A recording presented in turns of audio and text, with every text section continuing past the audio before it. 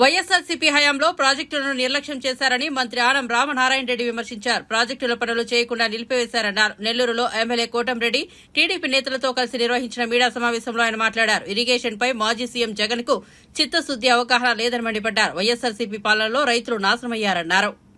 ఈ జిల్లా రైతాంగానికి ఉపయోగపడతాయి, మీరందరూ రండి అని చెప్పి స్వయంగా ఆహ్వానం కూడా మీ అందరికి కూడా పంపడం జరిగింది. అంటే ఒక రాష్ట్ర ముఖ్యమంత్రి గారి ప్రాధాన్యత ఏ విధంగా ఉంటుందో మీరు ఆలోచించండి.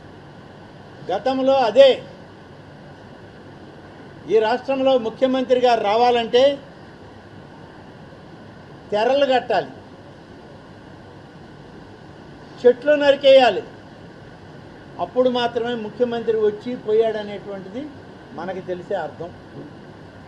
ఇవాళ ఒక చెట్టు కాదు కదా, చిటారు కొమ్మను కూడా తొలగించిన దాఖలాలు సోమశిల ప్రాజెక్టులో చేయలేదు.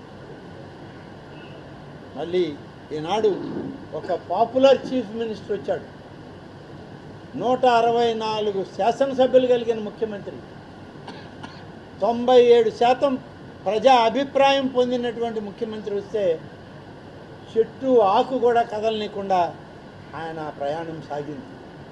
ఎక్కడా తెరలు కట్టలేదు, అందరు శాసనసభ్యుల్ని బస్సులో ఎక్కించుకున్నాడు,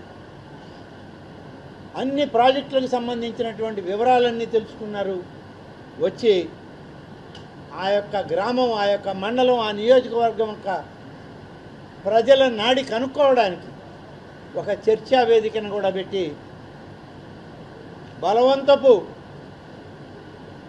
సమూహాలను ఏర్పాటు చేయడానికి, వేల సంఖ్యలో నాకు జనం కావాలి, నేను మాత్రం తెరల మాటనే వస్తాను, జనాన్ని మీరు తోలండి, నేను మైక్లో ఉపన్యాసం చెప్తే అన్న ముఖ్యమంత్రి కాదు ఈ ముఖ్యమంత్రి. అది గత ప్రభుత్వంలో జగన్ రెడ్డి గారి కార్యక్రమం.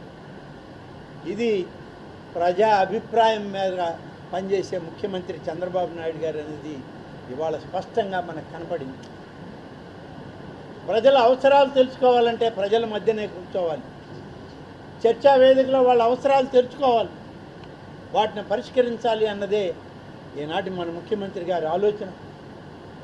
ఆ ఆలోచనతోనే ఎటువంటి సమాచారం జిల్లా అధికార యంత్రాంగానికి ఇవ్వకుండా, అందులో సామాన్య ముఖ్యమంత్రి కాదు ఈయన, Z+ కేటగిరీ ఉన్నటువంటి ముఖ్యమంత్రి, టెర్రరిస్ట్ అటాకుల్లో బయటపడినటువంటి ముఖ్యమంత్రి, ఈ దేశంలో అత్యంత ప్రధానమైనటువంటి భద్రత కలిగినటువంటి ముఖ్యమంత్రి మన చంద్రబాబు నాయుడు గారు. అయినా భద్రతని పక్కన పెట్టాడు, యంత్రాంగాన్ని పక్కన పెట్టాడు, నేరుగా తన హెలికాప్టర్లో సోమశిల చూడడానికి వస్తున్నాడని అంటే చివరి నిమిషంలో తెలుసుకున్న మేము హడావుడిగా పరిగెత్తామే తప్ప ఎటువంటి ఏర్పాట్లకు కూడా అవకాశం లేని పరిస్థితి.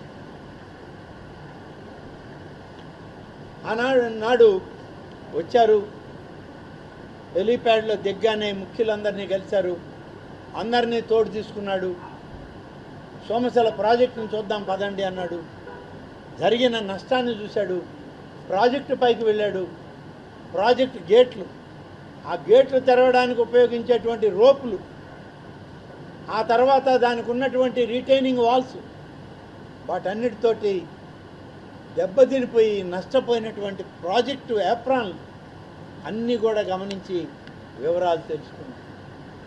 అక్కడి నుంచి సోమశిల హై లెవెల్ కెనాల్ ఏదైతే పని చేస్తూ ఆపేశారో గత ప్రభుత్వంలో నిర్లక్ష్యం